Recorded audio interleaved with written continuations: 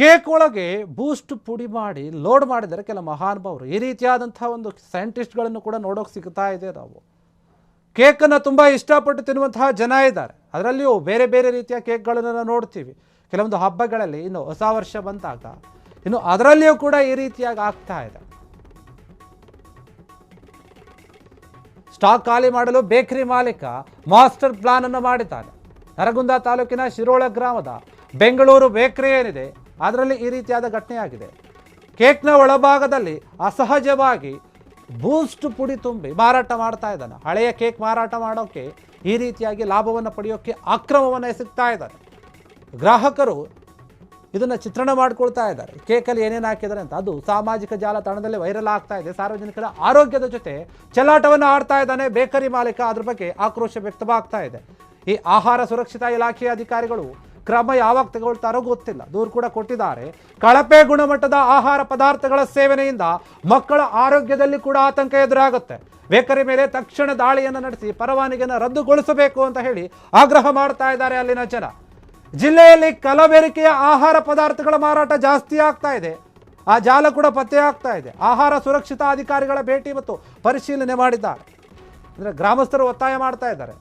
ಈ ರೀತಿಯಾಗಿ ಕೇಕ್ಗಳಲ್ಲಿ ಕಲಬೆರಕೆಯನ್ನು ಮಾಡಿದ್ರೆ ತಿನ್ನುವಂತಹ ಜನರಿಗೆ ಏನಾಗುತ್ತೆ?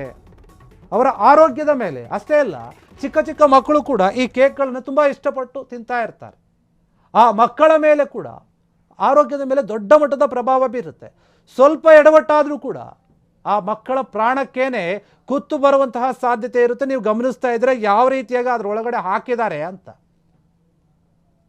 ಬೂಸ್ಟ್ ಪೌಡರ್ ಅಂತ ಹೇಳ್ತಾ ಇದ್ದಾರೆ, ಆದರೆ ಅದನ್ನು ಹೇಗಾದ್ರಲ್ಲಿ ಹಾಕ್ತಾರೆ ಅಂತ ಇವರು.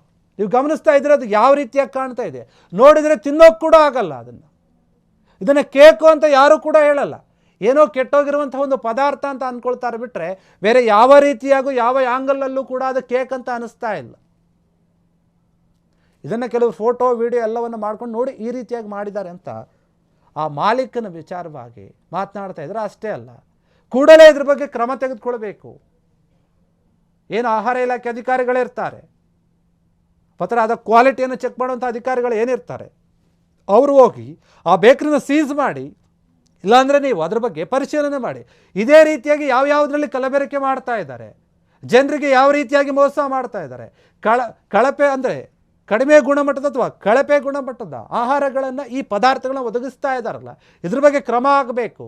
ಕೂಡಲೇ ನೀವು ಪರಿಶೀಲನೆ ಮಾಡಿ ಅಂತ ಸಾರ್ವಜನಿಕರು ಆಗ್ರಹಿಸಿದ್ದಾರೆ. ಈ ವಿಚಾರವಾಗಿ ಬೇಕರಿಯಲ್ಲಿ ಈ ರೀತಿಯಾಗಿ ಕೂಡ ಆಗುತ್ತೆ ಅಂತ ಜನ ಯೋಚನೆ ಮಾಡ್ತಾ ಇದ್ದಾರೆ, ಭಯಪಡ್ತಾ ಇದ್ದಾರೆ. ಯಾವ ವಸ್ತುವನ್ನು ನಂಬಿ ತಿನ್ನೋಕ್ಕಾಗತ್ತೆ ಈ ಕಾಲದಲ್ಲಿ? ಹಾಗಾದರೆ ಎಲ್ಲದರಲ್ಲಿಯೂ ಕೂಡ ಕಲಬೆರಕೆ ಆಗ್ತಾ ಇದೆ.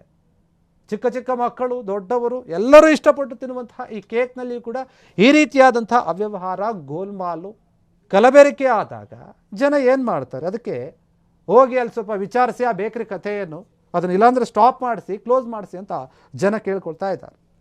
ಕ್ಷಣ ಕ್ಷಣದ ಸುದ್ದಿಗಳಿಗಾಗಿ ಫ್ರೀಡಂ ಟಿವಿ ಸಬ್ಸ್ಕ್ರೈಬ್ ಮಾಡಿ, ಲೈಕ್ ಮಾಡಿ ಹಾಗೂ ಫಾಲೋ ಮಾಡಿ. ಹೊಸ ಸುದ್ದಿಗಳ ನೋಟಿಫಿಕೇಶನ್ಗಾಗಿ ಬೆಲ್ ಐಕಾನ್ ಮೇಲೆ ಕ್ಲಿಕ್ ಮಾಡಿ.